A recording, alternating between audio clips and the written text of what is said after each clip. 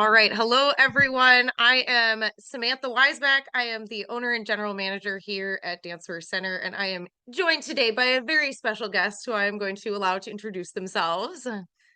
I am Era Terry. I'm a physical therapist and a dancer, and I work at Kinetic Physical Therapy, and my pronouns are she, her. Woo. We love it. Awesome. Well, cool. I'm actually really excited to be doing this one because Era's also my PT, so I'm like, oh, I have a special place in my heart for Miss Era. Um, but we want to just kind of get to know you a little bit better. Can you tell us a little bit just about you and your dancing journey? Yeah, so I grew up dancing, primarily did ballet. That's kind of what I settled into, but did a little bit of competition dance there for a minute in high school. And yeah, went the ballet route. And while I was getting my undergrad degree, danced professionally for Chattanooga Ballet in Tennessee. And so I was a contracted ballet dancer there and taught ballet classes. And then once I graduated undergrad, I actually had an ankle injury that took me out of the professional dancing world. And so I transitioned to physical therapy school and got my degree from Columbia in 2017 and moved out to Seattle then. And here we are. So And I guess exciting. kind of going along with that, I still dance and teach and do all of those kinds of things. So I'm still involved in the dance world, but my PT, I guess, goal was to continue working with dancers in particular, so I could kind of give back to that community. God, I love that. Yeah, so can you tell me, I mean, you kind of touched on it already with like the injury and that kind of, directed you more in this route. But what sparked the decision to join your current practice? Do they call it practice? Do they call it a Yeah, practice? yeah, it's Yeah, called okay. practice. So yeah, I right after graduating from physical therapy school, I started at kind of a larger scale clinic that had 4 or 5 PTs and physical therapy aides, and I was seeing patients every half hour. And I realized that just wasn't quite the scene for me. I ended up meeting Fawn through a mutual friend. Fawn is the owner of Kinetic Physical Therapy, and we really hit it off, and it was an opportunity to work one-on-one with patients again for a full hour, have kind of the space to myself, and it's just been a really, really good transition, good fit. That's really, really nice. So let's talk a little bit more about just like dance in general for you. What is your favorite thing about dance? Um, I love how dance makes me feel. I love the like, and it's such a hard quality for me to describe because it's not like how it makes me feel emotionally. It's like the kinetic sense of it, like how my muscles feel, how my body feels.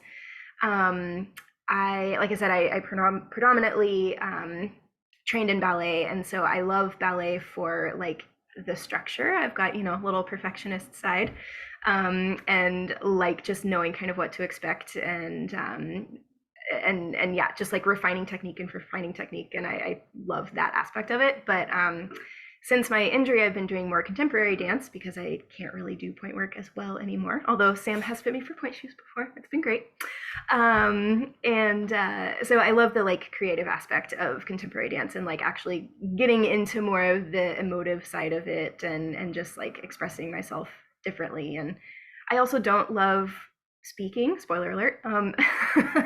But like speaking in front of people has always been terrifying for me. So dance was a way to like, yeah, express stuff without having to talk, which has been great. Yes, I feel that. So kind of like on the other side of the spectrum, what maybe maybe still is your biggest challenge within the sphere of dance? Yeah, so I would say the biggest challenge has been my ankle injury. So like I said, I was dancing professionally. I had an injury. I had surgery for it while I was still dancing professionally. Tried to go back. Things weren't quite right, so I had a second surgery, and then things just weren't right at all. And so that's when I transitioned to physical therapy school and kind of danced a little bit on and off through school, and then finally had a third surgery in 2019. And this one has been more successful, and so in the last few years I've actually been able to like get back to dancing more in a way that feels good. And so just the challenge for me was navigating all of those transitions through different careers. And I love my career, but I also my physical therapy career, but I also love being able to still dance. And so yeah, just trying to keep your head up a little bit and and figure out ways to still be dancing and still be involved, but maybe not in the way that I originally expected, and kind of being okay with that. Yes, expectations are tough to manage, yeah, for sure. Yeah, absolutely. So then kind of on the same vein then, like what or along the same vein, what advice would you give to other dancers that are struggling with the same thing? Yeah, so I guess my biggest piece of advice is find a really good healthcare team. So, dancers specifically in the Seattle area have really great medical professionals to choose from. We're actually really fortunate. So finding a good, surgeon if that's necessary, finding a good doctor, finding a good physical therapist afterward, after any kind of injury is important. But then also, yeah, being a little bit flexible, like I was alluding to, as far as, if you have a really debilitating injury, accepting as well as you can that there are other ways to stay involved in dance. Even, still continuing to dance, just maybe you're doing a different genre or whatever the case may be. But yeah, trying to have some of that brain flexibility. I don't know how to say it any better, but yeah, so that those expectations, those original expectations, aren't weighing you down. You don't have to be the person that you were. You can still be who you are now. Yeah, allowing for plans to change. Yeah. Mm-hmm. It's really, really tough because they think dancers were so like goal oriented and we're so focused and so driven and we're so used to just like, if I work hard enough, I will achieve this. And like to a Right. certain extent, that is sometimes true, but yeah, this is a unique challenge. So we have to remember we're not superhuman. Right. We're just human. Exactly. We're human first. Yeah. Exactly. Yeah, and you never know what's going to be thrown at you. So being able to adapt and that is important. Yeah. Yeah. Absolutely.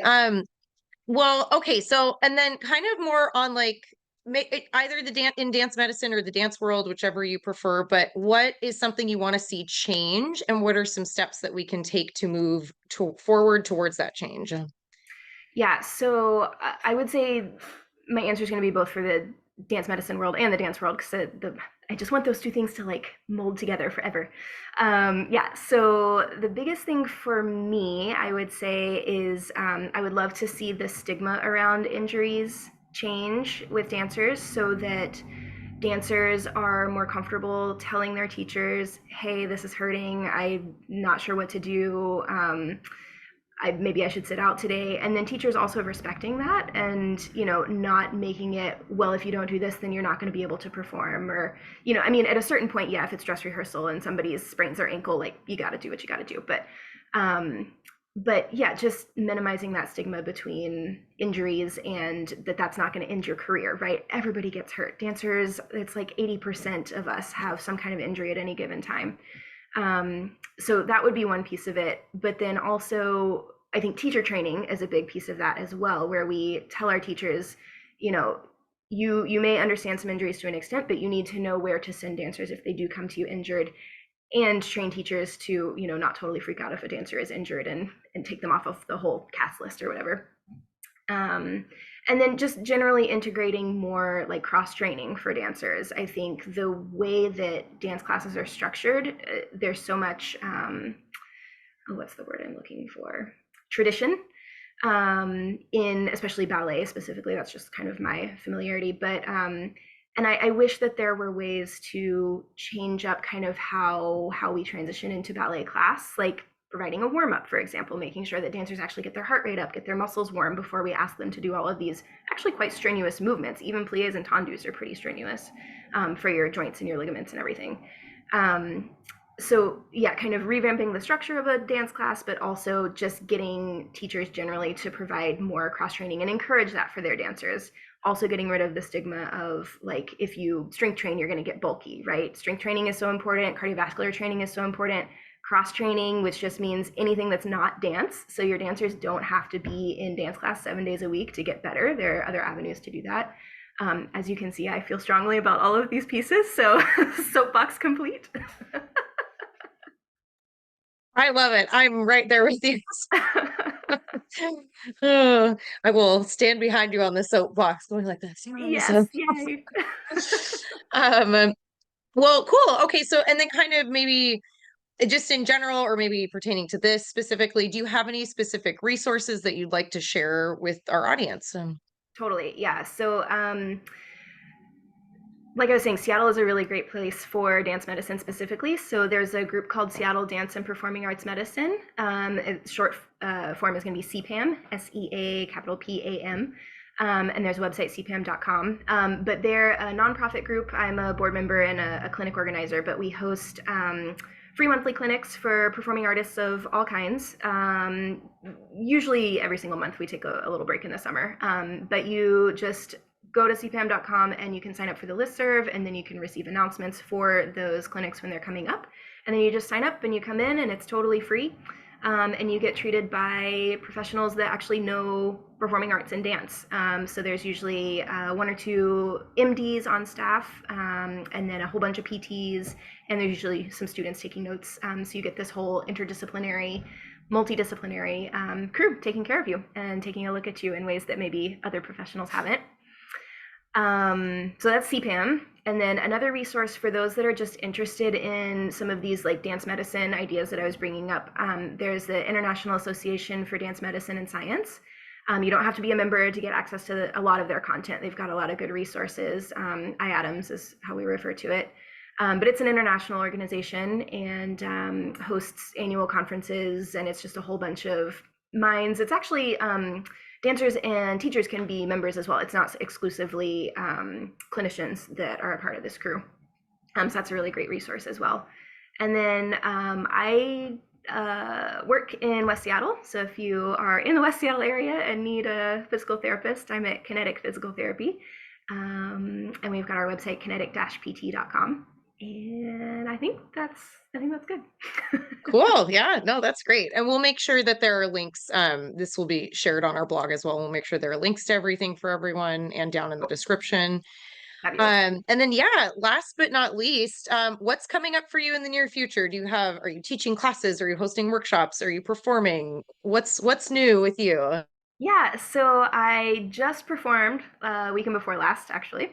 That was super fun. First time in 6 years. So if anybody's suffering from an injury, you too can come back. Yes. So that was great. What is coming up? I'm still teaching dance classes. So I teach an adult, more beginning side contemporary ballet at Dragonfly Yoga, Pilates, and Dance in West Seattle. It's on Wednesdays 6:45 to 8. I had to think about that for a second.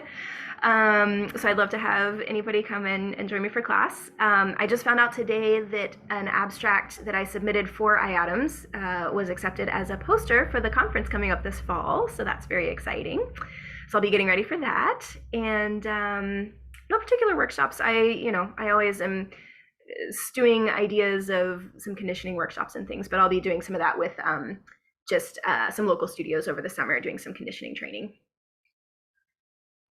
Awesome. And then you also are coming to our store to host an event here. So we're doing our monthly Lunch and Learn series. And can you tell us a little bit about, and so just so everybody understands the format, basically we do an hour-long lunch hour. You can bring your little paper bag lunch or whatever. I think it's at like 12:30, last Wednesday of every month. And we just get to kind of hear from experts in the field that are local, and ask any questions that we might have. But what are you going to be focusing on for that? Yeah, I totally buried the lead, didn't I? So this is coming up very soon. What's the date? May 31st? Is that the last Wednesday? Okay. So I'm going to be focusing on hip flexors. So dancers often complain about tightness in their hip flexors, or hip flexors feeling tight. And what I found through my practice is that most of the time, those hip flexors are not actually tight. They're actually too flexible, which just makes your joint feel like things are stiff and stuck. It's almost like an overstretched rubber band. And so what you need to do instead is actually strengthen those hip flexors. So I'm just going to be talking through a little bit of the anatomy and structure of your hip flexors so you understand, why the strength is important. And then we're going to do some testing actually in person, hopefully. Got to get some things set up so that dancers can identify for each other if their hip flexor is actually too stretched out or if it is in fact tight, because some people do actually have tight hip flexors. So we'll check that, and then we'll go over some exercises that you can do to actually strengthen it up if that's the issue. Very exciting. I can't wait. It's gonna be a lot of fun. Yeah. So, yeah. So we'll include the link to sign up below. But we'd love to see you there. It is a free event. So please take advantage of that. It's a nice little chunk of learning time for us, just a little short little lunch hour. Yeah, that's Yeah. perfect. Well, thank you so much for joining me today. I so appreciate it. And for everyone who is joining us, if you want to see more videos like this, please let us know. You can subscribe and hit the alert button so that you know when there are more videos. And until next time, we'll see you next time. Yeah, thanks so much.